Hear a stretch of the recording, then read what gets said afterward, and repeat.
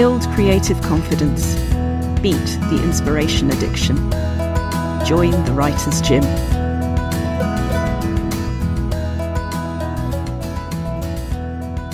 Prano Bailey-Bond's debut feature Censor, backed by the BFI, Film 4 and Film Commu Wales, premiered at Sundance Film Festival, opening the festival's midnight section, and with its European premiere at the Berlin International Film Festival. Prano was soon chosen as director to watch by Variety, a BAFTA breakthrough, and won Screen International's Genre Rising Star Award. She was also nominated for Breakthrough British Filmmaker at London Critics Circle and named one of the Observer's Faces of 2021. Censor, which had its own cover feature in Sight and Sound, gained 9 BIFA nominations, including Best Debut Director and Best Debut Screenwriter. Prano Bailey-Bond, hello. Hello, Rachel Knightley. It is so lovely to see you. First of all, because it's always lovely to see you. But second of all, because you are in the perfect situation for why this podcast exists, in that we can't talk about what you're actually writing, but we are going to talk about the writing process. Yeah. And how to do it healthily, how to do it in a way that works for you.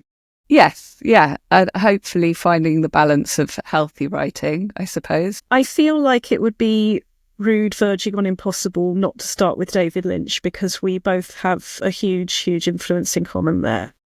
Yeah, absolutely. And I'm actually feeling a little bit emotional in particular about that today, because I was invited to write a piece for Empire magazine on what David Lynch means to me. And I just got sent a copy this morning. So it's quite amazing to see that in print, and to have been invited to write it is just such a huge honour, and to have that sort of space to sit down and articulate what he meant to me. I mean, there's a lot more to say than could fit into the piece, but yeah, it was really, really special.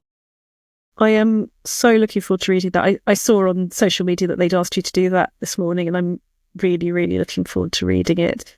He's been, and this is not trumpet blowing because it's a very small trumpet, but I do want to say quite how deep that influence goes, because I was writing for Writing Magazine about him, and about how looking at the idea of go where the fish are, and about making a writing life where you're not sitting on your own in the desert going, why are there no fish? What's wrong with me?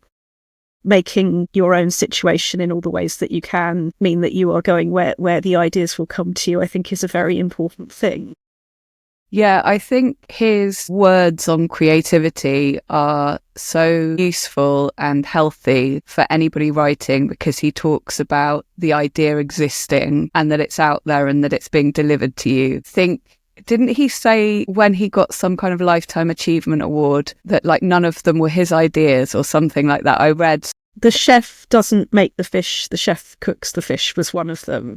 Yeah, that's a good one. But it's just that he really encouraged creative people to kind of relax the mind and let the ideas come. And I think sometimes we can be sat there going, squeeze them out. Sorry, horrible noise. Maybe bringing up the wrong images for people, but you're trying to force them out, and actually sort of sitting back and allowing the ideas to come and not being in turmoil with creativity. And I say that as somebody who drifts between turmoil and calmness. As a creative, I'm not some kind of angelic person meditating all the time and letting the ideas come. Of course, I have my struggles, but I think David Lynch has taught us or allowed us or been one of those important voices in not feeling that it has to be torturous, and actually enjoying the process and seeing what happens and finding the kind of creative wonder in it all a little bit more.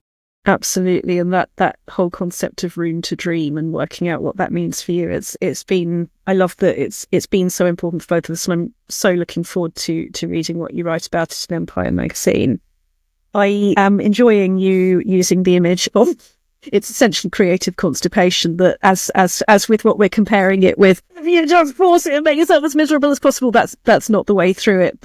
We use the image of the vomit draft quite a bit, that it's not about getting something beautiful and ready into the world. It's just not about, where can I put writing in my diary? If you're not going to put, where can I put vomiting in my diary? It needs to just happen. And there are so many images around that do get used, I would argue, healthily. I'm wondering, because with all of this, it's not because we do it naturally. It's not because we instinctively have the good habits. It's because we know to notice and to do something about it. What's that dialogue like with yourself when you're blocked? It's not too personal, the question. I think refueling when you're blocked is the thing that works for me anyway. I definitely have had a process with my inner critic in getting them to shut the fuck up, basically. That there was a period of that inner critic sort of hovering over my shoulder. And I think that self-criticism is something that can often block us. And so for me, refueling, research, watching things, reading, listening to things often gives me ideas and will kind of reignite the inspiration if I've hit a bit of a wall. I think also something that I've discovered more recently is writing faster and not thinking. So sometimes I can trick my brain into just not really overthinking things, basically. If I've written a really tight outline for a feature script, for example, you've worked on the outline, using that outline have been able to more quickly move bits of the story around, which are harder to do and more cumbersome to do once you're in a script and you've got all the dialogue and all the description. The outline for me is a great way to sort of organize my story and get me excited about writing some sequences. And then I'll tell myself, all I'm doing is seeing if this works now. So just write it and see if it works. It's an experiment. And allowing myself to kind of do that much faster, it takes the pressure off somehow, because then you can sort of put it down for a day or so and come back to it. And it probably isn't as bad as your inner critic might have told you it was if you'd let it speak. So that's been something I've discovered more recently. And I think a lot of that's to do with, process and figuring out your process and figuring out different ways that work for you and things like that. And listening to that curiosity. I mean, David Lynch was very big for me, and me having a vocabulary for that, being able to listen and be curious. And there was a wonderful thing that we use in the writers' gym a lot that I got on Fangoria was when I was writing an article for them. And I was overthinking the article, and it was on something that was very important to me, and I wanted them to feel like they got their money's worth. It was very good. So into my head I went.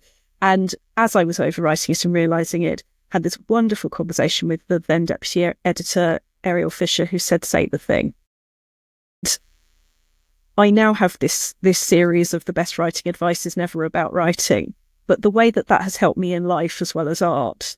What is the thing? Say the thing. What is the thing you need to do or say? Just sort of purifies.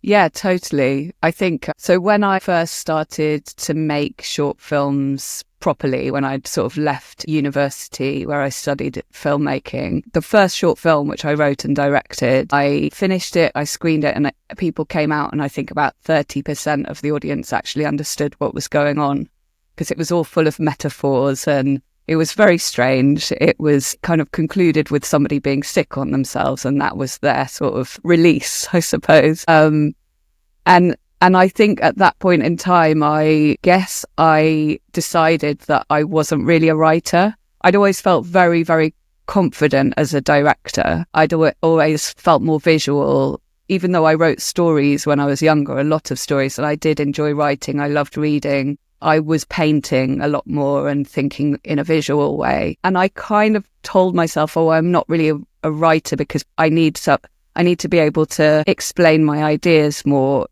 get my ideas across better. And I think what I've realised over time, there's two things I've realised off the back of that, because I spent a long time not writing and working with other writers. And then it was really around writing Censor, my debut feature, that I fully, properly got back into writing, which is a kind of strange time to start calling yourself a writer again. I think one of the things I realised was that it's not something you're just born with like a genius and you know how to do this. It's something you practice, learn, get better at, learn skills. And that was wonderful to realise that. And the other thing was to do with how clear or not clear your ideas are. And I feel like that's the line, I don't know, me personally, maybe all writers are constantly straddling. When am I being too obvious and saying the thing too directly? And when am I hiding it too much so nobody actually understands what's going on. And I feel like it's like this constant balance between those two things, because I don't want only a handful of people to walk out of the film and have connected with it. I want people to connect with what I'm putting on screen, but you also don't want to be really on the nose. So I don't know, it's interesting you saying, like, I totally agree. Sometimes it is like, stop beating around the bush and just say the thing. But that's not where it ends, is it? That's where it begins. Yeah. Knowing what the thing is in order to say it. Absolutely, yeah. And then, much more than styling it out, knowing who's doing the saying, knowing how the story progresses, layering it. That's where, yeah. Yeah, and I think you're also talking about not getting in your own way as well, by like thinking, I need to build up to saying the thing. I need to weave the thing in gradually. You know, all of these things are about balancing what you're trying to get across to the audience. For me anyway, as a filmmaker, because some of the I love are films that I feel aren't directly telling me what to think. And therefore I feel like I'm having this very private, personal communion with that film that is just for me, that I understand it. Maybe somebody else is understanding something different. Yeah, there's like where the story is clear, where the story is seeping through, meaning is seeping through, and all of those things there, a balancing act. Something else that has come across in your interviews, but I also think visually in a lot of your storytelling, is the importance of community and also storytelling as community that you mentioned. I find very interesting. Yeah, I mean, I grew up in Wales in a normal village. Well, not normal village, actually. Wasn't expecting the red curtains and the dancing, but yeah. It was just, I suppose, a place where a lot of people moved that might have been considered alternative or hippies or in that sort of space. You know, people moved to that area of Wales in the 70s and 80s because they thought that the land was like cosmic, or they wanted to live an alternative lifestyle. So there was a lot of, like, the community was full of people like that. And I guess that does, obviously your upbringing has an impact on you. I'm not sure how the voices, I don't know if I know or can articulate what that would mean in terms of my kind of creative voice. I think voice is an interesting thing because we talk about that a lot in film, particularly with directors. What's your creative voice? And I always explain it to kind of younger filmmakers, or newer filmmakers, I should say, as like, it's partly instinct, partly taste, and a lot to do with the choices you make, you know, and it's tone, isn't it? It's all of those things that kind of make up your creative voice. And some of that I think you can design and it can be influenced, and some of it is inherently you. Tell me about what supports and motivates you. What drives you in writing? The question makes me think of a quote that I have stuck on my wall, which is not what drives me, but it really makes me laugh. And it's George Orwell, and this is the quote. I've got it in front of me. All writers are vain, selfish and lazy, and at the very bottom of their motives lies a mystery. Writing a book is a horrible, exhausting struggle. Like a long bout of some painful illness. One would never undertake such a thing if one were not driven by some demon who one can neither resist nor understand. Oh my God, I love it. And obviously I'm not driven by a demon, but it just makes me laugh. I think ideas for me are probably what drive me. Like, you want to know, but I just thought that quote than demons. Yeah, fish. Yeah, catching the fish. For me, it's the jigsaw when David Lynch, because it's been at least 5 minutes since I mentioned him, talks about the guy on the other side of the door and there's a letterbox and you get the jigsaw piece through and it's not for you to go, but I don't know where this connects or what the hell this is. It's what's beautiful about it, what's interesting about it. Another jigsaw piece is coming along. Yeah. So did it for me. Totally. I remember reading, and I think it might have been in a book by like Sidney Lumet or something. I can never remember where I read it. It was a filmmaker who said some filmmakers are driven by wanting to tell the world something that they think, and some are driven by wanting to understand something that they don't understand. And I think I'm probably the latter. Yes. I'm sure there's a bit of the former, but it's more like that, like, where's this jigsaw puzzle piece going to go and how can I make sense of this thing that I'm probably grappling with in my life. And I guess being driven by that and by the ideas is not the demon. I'm so happy you said that, because I was remembering the other day that I used to live with somebody a long, long time ago who said, "You're always trying to understand." Like, that's a bad thing. And I absolutely agree with everything that you just said. It is a world that we are in so briefly, and there is so much that is worth being interested in and contributing to and understanding. Yeah, and we can't go around thinking we know everything, because we definitely don't. We always look back at history and go like, idiots, they didn't understand that. And it's like, what, you think we've got it all figured out? There's so much we don't know. And it's like, that's the exciting stuff, isn't it? This is why I love writing, because it makes you know that everybody else is as real as you are. Yeah, exactly. And now that you are, I obviously will not be asking details because you're not allowed to give me any, but it's very interesting hearing you say that around Censor, you did start to see yourself as a writer. And something that has come across to me from a lot of people is that before one gets awards, there may be the idea that getting awards might make us know that we're a real writer. And then there's the awards. And then there's still being oneself and not necessarily always feeling the absolute confidence. Was there anything like that for you, or did it start to click in of, this is real? Yeah. Actually, it's interesting you bring that one up, because it did really feel like, I think particularly because, like I say, I really saw myself as a filmmaker and a director, and struggled with my confidence as a writer far more, which seems crazy because, you know, directing actors and being on set and knowing what you want seems like something you need more confidence for. Whereas I was struggling with the bit where you sit on your own at home and have to face yourself ultimately, which is writing. So that nomination was really special to me. Just, it did feel like some kind of validation in lots of ways. And now, since then, since Censor was released, I've been writing. I mean, that's what I do every day now. So I think I've got to the point where I can call myself a writer as well as a filmmaker. But I also was an editor, like a picture editor before. I mean, I edited a lot of my own shorts and music videos, and I edited for other people, and quite a bit of non-fiction. And so in lots of ways, that is writing. It's just writing with pictures, particularly in documentary, because depending on how the director shoots a documentary, you are potentially going to be figuring the story out and telling that story with images in the edit. It's not scripted in the same way that fiction is. And so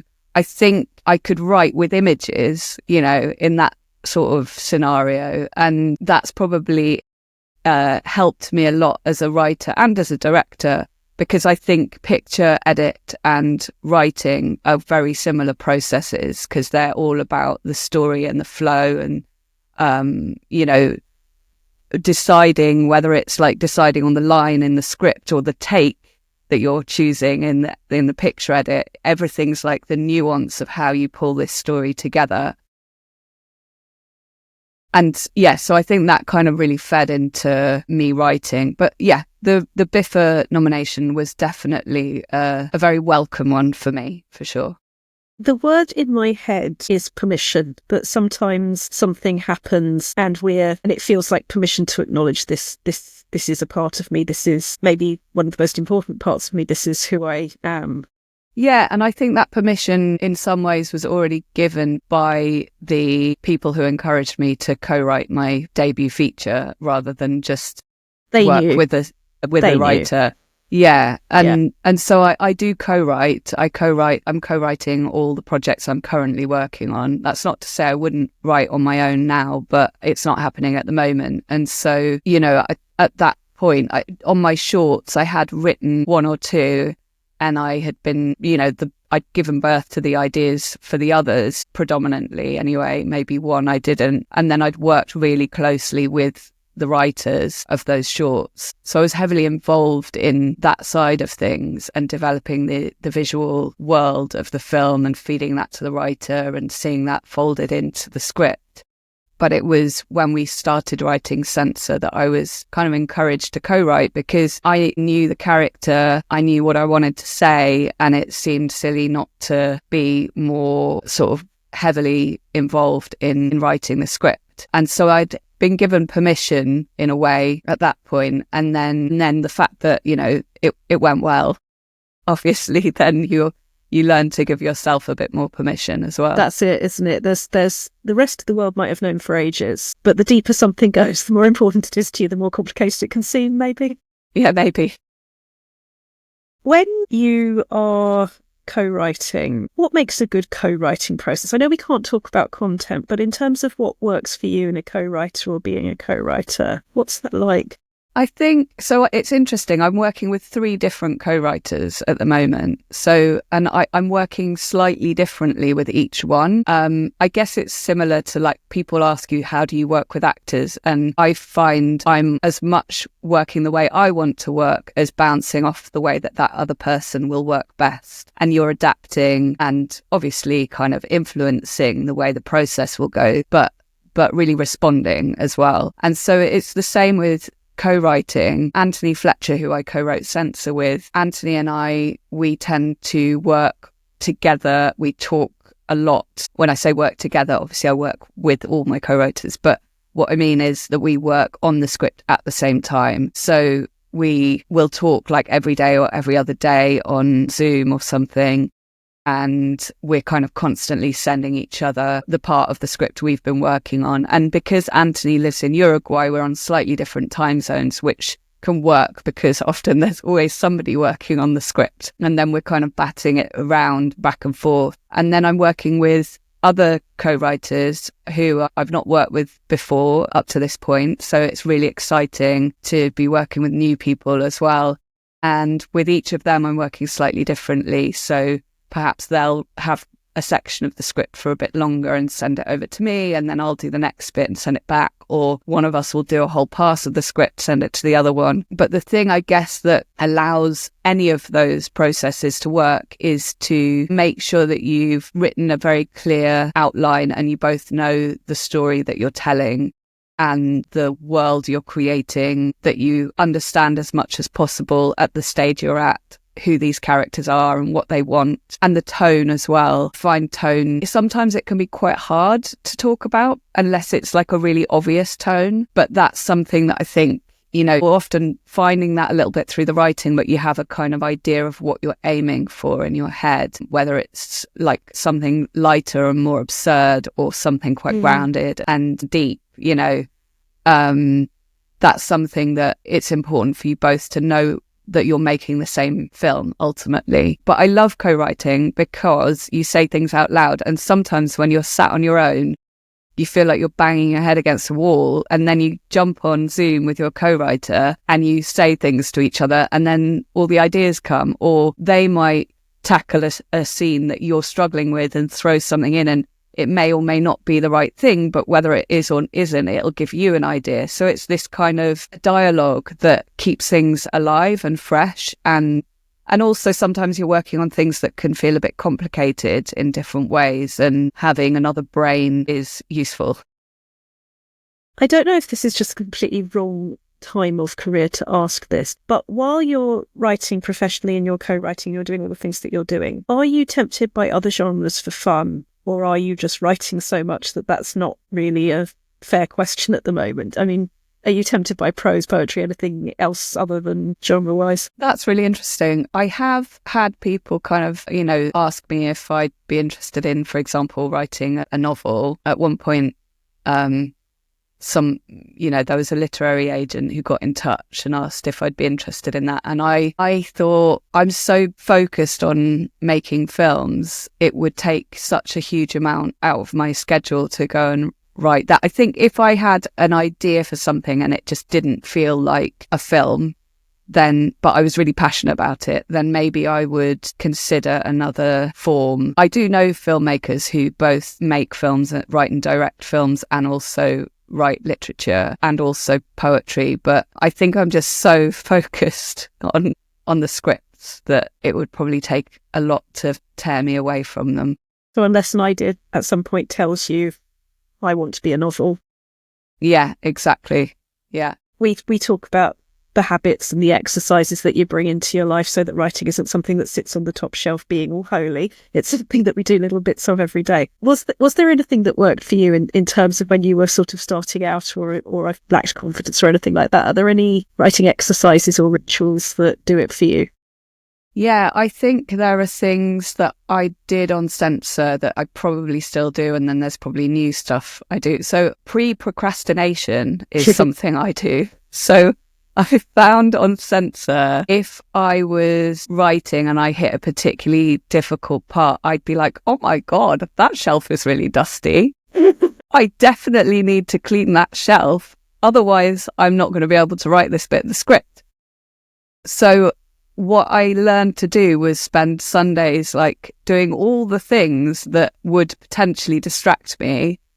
And part of it is also because I know there are some people who can work in chaos.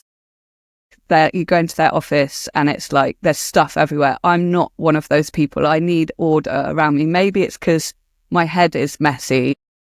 If outside and inside is messy, it's just I can't cope. Or maybe I'm some level of like OCD. I don't know. But I definitely can get like, oh, I need everything to be in its place. So doing that in advance prevents me from stepping away from the script. So that's one thing. I also did like a really big detox when I was writing Censor. I did like 6 months at one point of like no alcohol, no sugar and that kind of thing. Please don't say no coffee. I had no caffeine, but I don't do that now. God. Don't worry. I'm back on the sugar, the caffeine and the booze, and it's working for me. So no, but I did do that then. And I think that thing of like staying healthy and having a clear head and having a routine is definitely, that's what helps me. I'm a morning writer. My brain works in the morning. My body tends to like wake up a bit later in the day. So my kind of classic perfect writing day would be like I'm up quite early, I have lots of coffee and I'm at my desk, quite early, focused. I'll probably have my noise cancelling headphones on and I just focus and write, and then maybe try and get up to 3 o'clock-ish, which is when my brain starts to like go do do do do do do. And then it'll be like, I'll probably have a chat with somebody either like this or my co-writer or, if I'm mentoring somebody or something like that. And then I'll go to the gym and then I watch something in the evening, which is probably research related, or read something. And then I go to bed early and I do it all again the next day. But that's not to say all writing days are like that. But I have had that the last few days, which has been really, really lovely. And knowing what works for you and then doing the things in life that mean it can happen is just so important, isn't it? It makes such a difference. It really, totally. And because, if people are creative at night, and that's wonderful. And I'm sometimes a bit jealous of that because I think your emails are probably less likely to distract you. You can probably sort of shut off maybe a little bit more. It feels more kind of like you're in your own little bubble, but it's just not how I operate. But I do think keeping it fresh, and I keep thinking, at some point maybe I'll try a nighttime working day or night just to see if it threw up different ideas or something. But at the moment I haven't done that again for a while. And again, it's everybody's journey is different, but I used to live with somebody who was a nighttime writer, and I was at a self-esteem lacking point in my life where I was going, if I were a real writer, I'd be a nighttime writer, despite loving the ritual of the morning and the damn fine coffee and the light. It absolutely, the whole thing works for me. But although I've been tempted to try evenings, as in the time that I think is when my brain says, thank you, good night, we can do other people now, but not the people we make up. I can sometimes, if an hour or two come along, I can give myself that. But the idea of going back to try, I think trying might be the word, trying to write at night, to me now feels like trying to be a writer I'm not. But I guess it is important to be open to things, isn't it? Because you don't know unless you experiment, I guess. Exactly. And I think you're right, because I'm a morning reader as well. So if I have to read back my work, then sometimes if I read it at night, my brain's tired and I'll be a little bit more neggy around it. Whereas if I read in the morning, and that goes the same, not just for my own scripts, if I'm reading scripts that have been sent in, to consider via my agent, I know that I'm better off reading that with a fresh head in the morning. And that reminds me of another sort of habit I formed when I was making writing censor. And that was that sometimes I struggle to read back. If I'm reading on final draft, which is what I write on, I can't resist changing things as I go. And so to stop myself doing that and to just experience the read, I always send myself the script as a PDF, and I have an iPad, and I'll go out somewhere, library, cafe, again with my noise cancelling headphones, and read it with my little iPad pen. And I can scribble notes as I go, but it just means that I'm in a different space to read and I actually experience the script rather than breaking it up with editing. And I've found that that's something I've carried on doing. But yeah, doing that in the morning is definitely the time for me. Otherwise, I can come away and be like, that's awful, I've got to change everything. And I could read it the next day in the morning and be like, oh no, it's fine. I so relate to the impulse to change things. I'll do prints and go to the sofa. And I actually modelled that on my former cat, my dear departed Teddy, who it would be 1 week there was only one sofa. It was the sofa that was the only place in the world. And then the next week the sofa would be forgotten and the armchair was the only place in the world. And I find that if I do that with my reading and writing, if I move around the room, that was probably a lockdown thing, because I used to think I couldn't write at home, and then obviously had to find out that was bullshit. But that was how I handled it. But I still do find that power of going to a cafe, I find just writing on buses, things like that, it wakes up something that otherwise might be a bit more dormant. Do you sort of schedule that into your work life, or is that a reward thing? It's more of a reading thing for me. I did have an office outside of my house at one point, and it was when I was making a lot of short form work, but I couldn't write there. I could edit, I could prep as a director, but I could never write there. And I know I'm not great at writing out and about. I kind of need to be in control of my environment. And so I tend to be like, I've got this raggedy old chair, which is probably terrible for my back, but I've shaped pillows to try and make it, a bit healthier. And I have a little alarm on my laptop to make myself stand up every half an hour and literally jump around the room waving my arms around in the Can air. I just do an oh dear God moment, please? If that alarm goes off when you're in the middle of a thought, what happens? Because sometimes that fish is gone, Turn it off and carry on, and then about half an hour later realise that I didn't get up at all and I've just been sat there for another half an hour. So I can just turn it off and keep going. But it does, because I've only just started doing that recently, because I can feel that the sitting down all day, I should have been doing it for the last couple of years as well. But yeah, I'm better at writing at home, but I do relate to that moving around the house. So, sometimes you might think, oh, I'll write on that sofa today, or I'll read there. And the other thing that made me think of was just in terms of editing, because obviously the reading back is part of the editing process. I always thought about, so Christopher Nolan talks about how when he writes, he has to get every bit perfect before he can move forwards. And so he'll go back slightly from where he started, from where he ended in his script the day before. And he kind of has a run up and then keeps going, but he doesn't run all the way to the end. He just builds it up slowly, getting everything perfect. And that's how I started out as a picture editor as well. I'd need to get every shot exactly how I wanted it before I could move on to the next. And other people would say, oh, you just need to do a rough cut and see what you've got, and then you refine it. And I still think I'm slightly more Christopher Nolan, but there's a writing teacher and writer called George Saunders, who I'm sure you're aware of, who has talked quite a lot in interviews about how he does a pass and then reads back and then does another pass and reads back. And it's kind of more like you get it down and then you look back and make changes, and then you read it back and then you make more changes. And it's more of, you do more sort of full passes over over the work. And so I've been trying to be a bit more like that. And actually that's been quite helpful. And I'm like, okay, maybe I'm not Christopher Nolan, obviously I'm not, but you know what I mean? Maybe I'm not his process. Maybe I am a bit more of this. And now I'm kind of balancing those two side by side a little bit. I still think I'm probably lean a little bit more to like trying to get it all perfect, because you're trying to feel the atmosphere of what you're writing and feel sure of what's come before to make the decision about what you do next. But again, it goes back to that sort of like, just get it down and don't let your inner critic say anything. And it's also, I think, I've noticed different people have different relationships with the word perfect, because I think you're using it like Prue Leaf on Bake Off uses it, which is the word that I use for things is when it's like it's itself.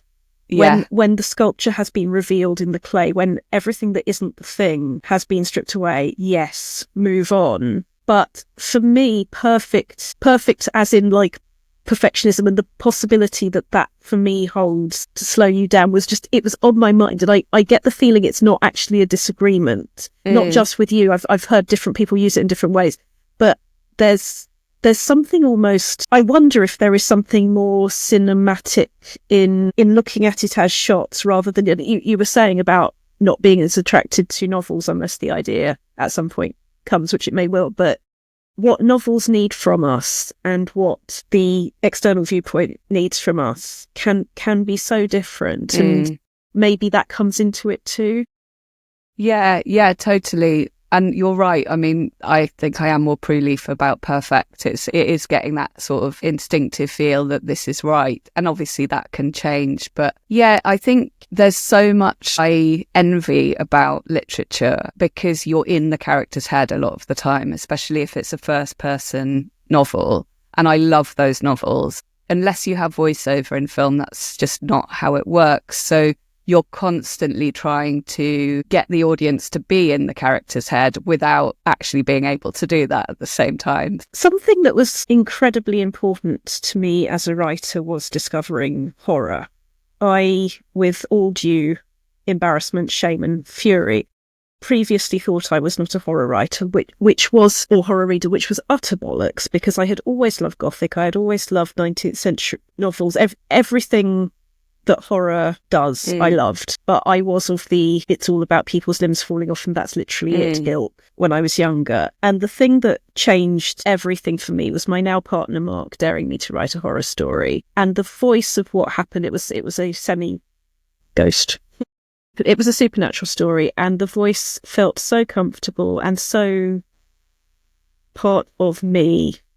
And then I went into domestic horror. I went all over the place and I had an absolutely lovely time. But for me, it's all about it's shining a torch on the dark corners. It's getting to know ourselves. And I find horror enormously attractive for that. If we can look at the things that hurt or upset us and understand ourselves better, that does more good than going, mustn't look in the dark corners, mustn't look under the bed, because that's where fear is actually made. And I'd love to know, because I've read you talking about how for most horror fans, it's not about it being vile or evil. You've talked about it being healing too. I'd love to hear if that was what horror spoke to in you, or how you felt about writing. Yeah, I really relate to what you're saying, and I think it's so wonderful that you let yourself go there and enjoyed it, and it kind of opened something up for you, because I think I never thought I was writing horror, and I don't only write horror. I've been kind of put in a bit of a pigeonhole, which I don't mind at all. But the films I'm writing at the moment, they're all dark in some way, but they're a range of darkness. They're not all horror films. But I think I was really interested in repression and repressed characters, and characters who sort of tucked things away and didn't deal with them. And then those things sort of grow and fester and turn into this horrible monster that's going to come and get you because you never actually figured out how to tame it or face it. And that's totally what you're saying as well. And that's what Censor is in lots of ways. It's about somebody who doesn't want to face the bad stuff in their own life and wants to cut the bad bad bits out of films, you know, the scary bits, the bits that might hurt or damage us. And in doing that, she kind of creates her own Achilles heel, really. And that's always been the draw for me. And I think it is very much about trauma. And a lot of the people I meet who've really connected to censor and to horror have talked about their own trauma and how they relate to horror because it speaks to that part of them. And I think there's something very healthy in us being able to look at our shadow selves, try to understand them a little bit better so they don't sneak out and get us in the dark. I could not agree more. Thank you so much for sharing that. Before we go off into the world, and I'm actually seeing an actress who was in one of your films in theatre tonight. I'm off to see Claire Louise Amias's show tonight, The I've seen Nesbitt it. Stories. It's so good. I loved it. I think she's incredible. Yeah, she is incredible. She is incredible. Before I go off to do that, and we both go to our different dark stories, speaking to the writers out there who are still new, scared, wondering what comes next, what would you say to them, or what you wish somebody said to you? I think as a writer, I wish I'd known that it is about learning a process and understanding craft, and that those things really help you. And so for me, understanding structure, I know some people are like, oh, yawn, structure. I find it really inspiring, and it really helps me to have like a jumping off point. And I keep a folder on my computer of all the different approaches and theories and rules and all this stuff that, you know, there are no rules. Of course, we know there are no rules, but I keep a folder on my computer of all of those things, anything that might be a little bit inspiring, all the different kinds. And then when I get stuck, I go in that folder and I rummage around and I find something that might just kind of allow me a jumping off point in that moment that I'm stuck. So I think, mining those ideas. And I've discovered some new ones. I discovered the nutshell technique recently, which I find really interesting. I'd never heard of it before. It's Jill Chamberlain, and it's looking at how structure works entirely within the character journey. And she, in her book, has lots of examples of this in existing films. And that works for me sometimes. And sometimes I'm like, that doesn't work for me at all. And then I might go and look at the 8-sequence structure or something. And I didn't know about any of those things when I started writing. And now they're really, really useful to me. So just knowing that there's a craft out there, you know, and it's a tool for you is useful. Prano Bailey-Bond, thank you for joining the Writers' Gym. Thank you for inviting me. It's a pleasure. You've visited the Writers' Gym with author and coach Dr Rachel Knightley. Production and sound design are by Ashley Lexine, and theme music is by Chris Gregory. To join a Writers' Gym workout online or in London, as a guest or as a member, visit writersgym.com or email thewritersgym@rachelknightley.com.